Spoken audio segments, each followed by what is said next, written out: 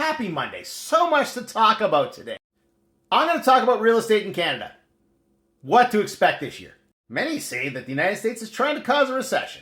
Let's talk about that. Let's check in on Tesla, shall we? And of course, I'm going to talk about last night's Liberal leadership race, what to expect over the next few months, and what to expect for the Canadian government by the end of this year. Let me start with real estate. RBC's forward guidance came out and they said trade turbulence shakes Canada's housing market foundations. Yeah, this trade turbulence is going to be the theme of the year.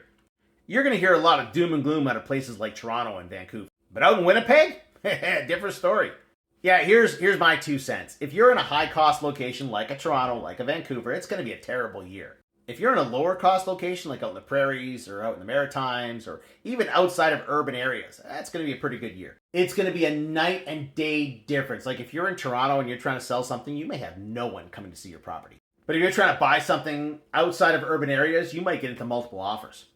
And don't listen to the naysayers saying it's all going to go to shit. 5 years ago, people were saying the exact same thing. We were staring down the barrel of a global pandemic. We were all heading back to caves and campfires. And what happened? The interest rate fell. People who had stability, they went out there and took advantage of the market. That's what's going to happen again. Yeah, people are going to lose their jobs, but there's people out there with stability. The rates are going to fall, and those people are going to take advantage of the market. All right, some are saying that Mr. Big Brain is trying to crash the U.S. economy on purpose so they can refinance loans at a lower interest rate. Look, let's use a person as an analogy. Let's say the doctor tells you you need to lose some weight. You need to live a healthier life. You have to eat right, you have to exercise, etc., etc., etc. All you hear is that you need to lose weight. And you say, wait a sec. Each leg is about 10 kilos. If I just lop off both legs, 20 kilos gone. Problem solved. That's what the U.S. is doing. You can understand long-term impact, right? You can see how this is a terrible idea. The U.S. needs to trim some fat, mostly from the upper end of their economy where the fat cats exist. And they need to live healthier, but they're not doing that. They're cutting off their own legs. They're also burning bridges with the people that could help them recover once that inevitable collapse occurs. However, they're aligning themselves with the vibrant economies of Russia and North Korea.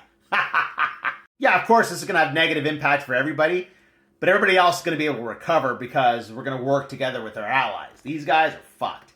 Speaking of fucked, let's check in on Tesla. Remember earlier this year I said Tesla was in a bubble and its price was going to collapse. Tesla is flailing in China and the rapid rise of BYD is to blame.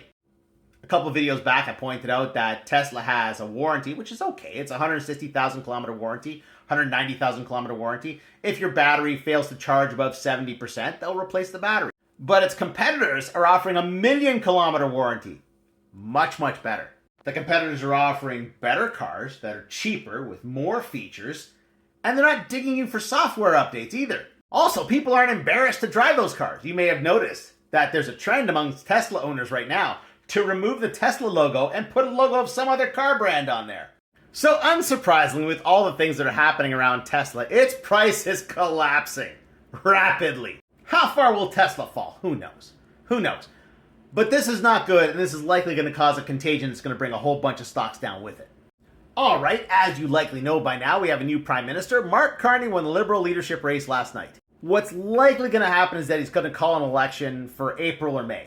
No surprise, that's what happened when John Turner took over. John Turner was not a sitting MP. He became Prime Minister. He called an election right away.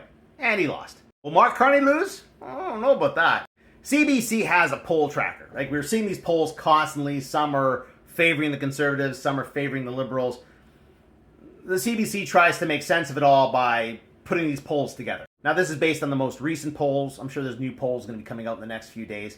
As of right now, there's a 51% probability the Conservatives are winning with a majority government, a 31% probability the Conservatives will win, but with a minority government. 14% probability for the Liberals winning with a minority government, and a 4% probability they'll win with a majority government. Personally, I think the Liberals are going to win with a majority government. Yeah, I know, right now it says there's only a 4% probability, but you watch it change. What do I think is going to happen? I think that by this summer, our government will look completely different with new leaders for every party. Yeah, I think Mark Carney is going to win. I think they're going to get a majority government. And I think everybody else is going to dump their leader. There may not be a change for the Greens or the Bloc. That's iffy. NDP, for sure. Jagmeet Singh's gone. And Pierre Poilievre will be gone as well, because he will have failed to win the PM role. Hey, look, I could be wrong. People have told me many times that I'm wrong. They told me I was wrong when I said Tesla was in a bubble. They told me I was wrong about interest rate cuts. They told me I was wrong about real estate. And they're going to tell me that I'm wrong now.